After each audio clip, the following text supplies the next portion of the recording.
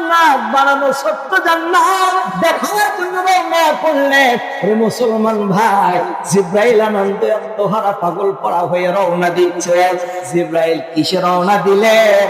Private car নিয়ে গেলেন, না প্লেন নিয়ে গেলেন, না বিমান নিয়ে গেলেন? ও বন্ধু, না না না না, দুনিয়ার কোন যানবাহন জিব্রাইলের নাই। আল্লাহ রাব্বুল আলামিন জিব্রাইল আলাইহিস সালামকে আর 600 নূরের পাখা দান করে দিয়েছিলেন। বড় কথা, 600 নূরের পাখা দান করেছিলেন। জিব্রাইল আলাইহিস সালাম তার ওই 600 নূরের পাখা যখন ছেড়ে দিতেন দুনিয়া ভ্রমণের জন্য, জিব্রাইল আলাইহিস সালাম সেকেন্ডে চলতে পারতেন 1,86,000 মাইল। বন্ধু, 1,86,000 মাইল জিব্রাইল আলাইহিস সালাম সেকেন্ড অতিক্রম করতে পারে। কিতাবের মধ্যে জিব্রাইল আলাইহিস ছোট্ট জান্নাত দেখার জন্য রওনা করলেন। আর পাখা যখন ছেড়ে দিলেন, সেকেন্ড নয়, মিনিট নয়, ঘন্টা নয়, দিন নয়, সপ্তাহ নয়, মাস নয়, বছর নয়, 100 বছর নয়, চলতে চলতে জিব্রাইল একাধারে 70,000 বছর পথ অতিক্রম করলেন। জান্নাতের কোন কুল কিনারা খুঁজে না পেয়ে জিব্রাইল আলাইহিস সালাম আল্লাহ পাকের একটা কুদরতি খাম্বা ধরে হাঁটায়। আল্লাহ পাক থেকে বলে, জিব্রাইল কি হয়ে সামনের দিকে কেন যায় না? জিব্রাইল বলে, আল্লাহ আমি আর যেতে চাই না, আমি আর যেতে চাই না। আল্লাহ আমি সেকেন্ডে চলতে পারি 1,86,000 মাইল। আমি জিব্রাইল আমার এই গতি দিয়ে শক্তি দিয়ে আমি রওনা দিয়েছি। সেকেন্ড, মিনিট, ঘন্টা, দিন, সপ্তাহ, মাস, বছর নয়, 100 বছর না, 1000 বছর নয়, 70,000 বছর পথ অতিক্রম করলাম। জান্নাতের কোন কুল কিনারা খুঁজে হয় না। আল্লাহ যেতেও চাই না। তুমি একটু বলো, ওই হতে আর ওই হতে বসে আছে, ওই অঞ্চলের মানুষের জন্য, ওই দেশের মানুষের জন্য, তোমার প্রিয় মাহবুব বান্দাবান্দীদের জন্য তুমি যে ছোট্ট জান্নাত বানিয়েছো, এই ছোট্টময় জান্নাতটা তুমি সর্বমোট কতগুলো নূরের খাম্বা দ্বারা তৈরি করেছো আমি জানতে চাই। আল্লাহ পাক বলে, জিব্রাইল শুনে রেখে দাও, ও জিব্রাইল তুমি তোমার শক্তি দ্বারা তুমি প্রতি 70 বছর পর অতিক্রম করবা। একটা খাম্বা তুমি পাইবা প্রতি 70,000 বছর পর অতিক্রম করবা। আর একটা খাম্বা তুমি পাইবা প্রতি 70,000 বছর পর অতিক্রম করবা। আর একটা খাম্বা তুমি পাইবা। আমি রব্বুল আলামিন একটা দুইটা নয়, সর্বমোট 72,000 খাম্বা আমি জান্নাত সৃষ্টি করেছি। মুসলমান ভাইরা আমার, আল্লাহ পাক পিটিকে বলে দা, জিব্রাইল রে একটা সংবাদ তুমি নি শুনবা। বলে, কি গো আল্লাহ শুনবো? ওহাদের মানুষ এইবারই একটু খেলা আপনাদের দেহের মধ্যে ঢুকবে, যদি একটু চিন্তা করে একটা মজার কথা আমি আপনাদেরকে শোনায় দেয়। আমার আল্লাহ জিব্রাইল একটা মজার কথা আমি শুনবা। বলে, কি বললা শুনবো? বলে, বলো ও জিব্রাইল রে, 600 নূরের পাখা তোমারে দিলাম, চলার গতি দিলাম, সেকেন্ডে চলতে পারো 1,86,000 মাইল। তুমি এত বড় শক্তি দ্বারা, এত শক্তি দ্বারা 70,000 বছর পর্যন্ত চলার পরেও তুমি জান্নাতের কোন কুল কিনারা খুঁজে পাইলে না। আমি তোমাকে একটা ঘটনা শুনিয়ে দেই। ও জিব্রাইল শোনো, আমার আখিরি জামানার পয়গম্বর, আমার নবী, আমার বন্ধু রাহমাতুল্লিল আলামিন নবী আমার আর উম্মতের মধ্যে এমন কিছু পাগল উম্মত, এমন কিছু আশিক উম্মত আমি আল্লাহ রব্বুল আলামিন তাদেরকে বানায়া দিব। এই পাগল উম্মত, এই আশিক উম্মত চক্ষু বন্ধ করবে আর খুলবে, বন্ধ করবে আর খুলবে, বন্ধ করবে আর খুলবে। এতটুকুন সময়ের মধ্যে একটা জান্নাত শুধু নয়, 8 জান্নাত, 7 জাহান্নাম, 7 আসমান, 7 জমিন। জিব্রাইল আলাইহিস সালাম শুধু 7 আসমান আর 7 জমিন নেই, শুধু 7 জাহান্নাম আর 8 জান্নাত নেই। আমি আল্লাহ রাব্বুল আলামিন রাস মুআল্লা পর্যন্ত ঘুরে দেখতে পাইবে। এতটুকু ছোট্ট সময়ের মধ্যে তাতে কোনো অসুবিধা হবে না।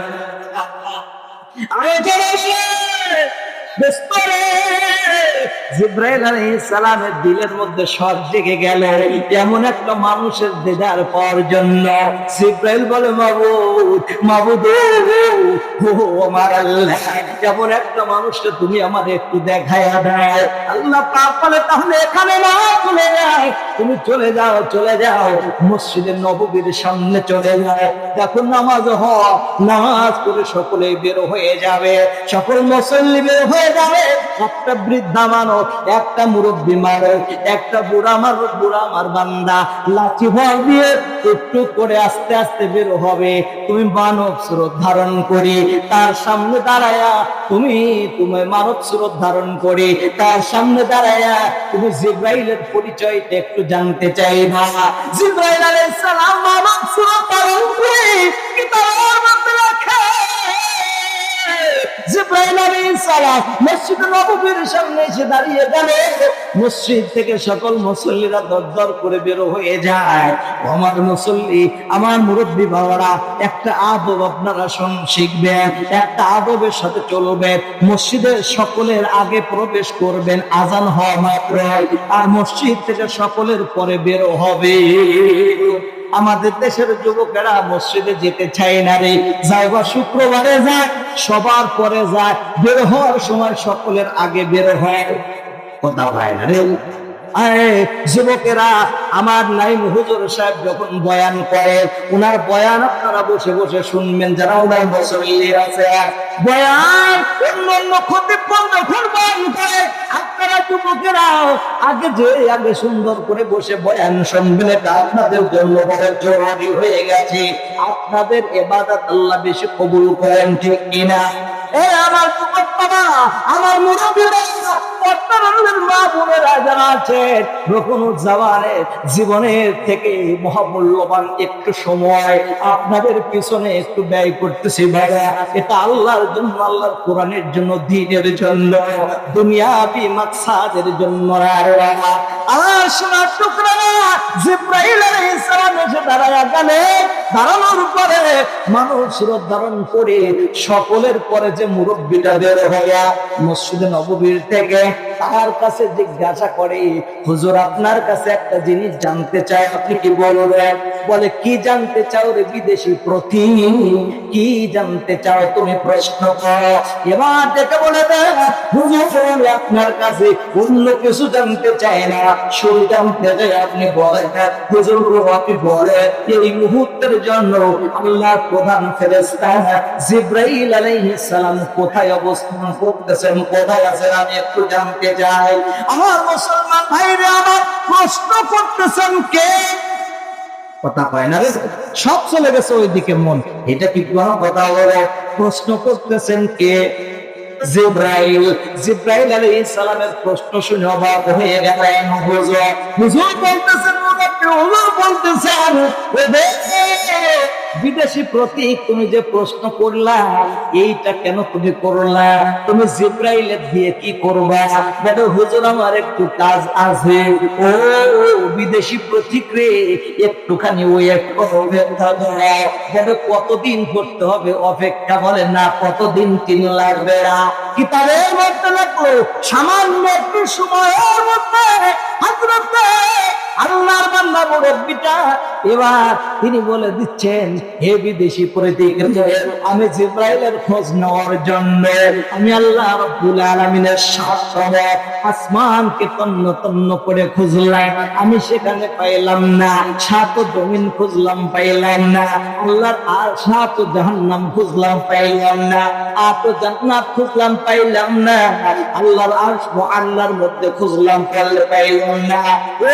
বিদেশি প্রতীক ভাই, কিছু মনে নিস না, কিছু মনে করিস না রে। আমার কাছে মনে হচ্ছে যেহেতু জিবরাইল কোথাও নাই, আমার কাছে মনে হয় তুমি হবা জিবরাইল, অন্য কেউ না। ও বন্ধু, জিব্রাইল আলাইহিস সালাম হতভম্ব হয়ে গেলেন, কদম জড়িয়ে ধরতে পারে, হুজুর আপনার কাছে জানতে চায় আপনার পরিচয়টা একটু যদি বলতেন।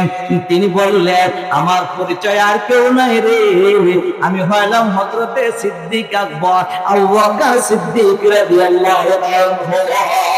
যে আবু বকর সিদ্দিক রাদিয়াল্লাহু আনহু সম্পর্কে আমার নাই মনে প্রাণ করে করে আপনাদের শোনাইছে, আল্লাহর নবী সাল্লাল্লাহু আলাইহি ওয়াসাল্লামের স্ত্রী হযরত উম্মাহাতুল মুমিনুন আয়েশা সিদ্দিকা রাদিয়াল্লাহু তাআলা আনহা জোছনা রাতে আল্লাহর নবীকে প্রশ্ন করে বসলেন, নবী গো, ওই যে আকাশের মধ্যে কত তারকারাজি দেখা যায়, এই তারকারাজি দুনিয়ার কোনো মানুষ কি গুণে শেষ করতে পারবে কিনা?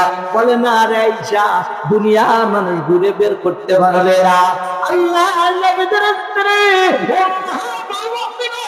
আয়েশা সিদ্দিকা রাদিয়াল্লাহু তাআলা আনহা বলে, নবী গো, তাহলে আমার জানতে ইচ্ছা হয়, আপনি বলবেন এই আকাশের তারকারাজি সময় পরিমাণ নাকি কি কোনো মানুষের আমল নামার মধ্যে আছে?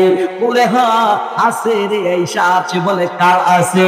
বলে, নবী নবী বলে, আয়েশা রে, এই নেকি হলো আমার উমরের মধ্যে, উমরের আমল নামার মধ্যে সেই নেকি আছে। সুবহানাল্লাহ, আমার উমরের ওয়াজও কিন্তু আমার নাইম করেছে, আপনাদের সম্মুখে হেদায়েতের ওয়াজ করেছে। মুসলমান ভাইরা আমার নবীজির স্ত্রী উম্মাহাতুল মুমিনুন হযরত আয়েশা সিদ্দিকার মুখটা বেজার হয়ে গেল, মুখটা মলিন হয়ে গেল। মান নবীজি বলে, আয়েশা রে, তুমি কেন বেজার হলে? আয়েশা বলে, নবী গো, আমার বাবা আপনার জন্য কত কষ্ট করলো, আমি ভেবেছিলাম আমার বাবার নাম আপনি বলবেন, না বলে আপনি উমরের নাম কেন বললেন? নবীজি আমার দেখে বলে যায়, আয়েশা রে, শুনে রেখে দাও, তোমার বাবার তো কোনো তুলনা হয় না, তোমার বাবার তো কোনো এক্সাম্পল হয় না।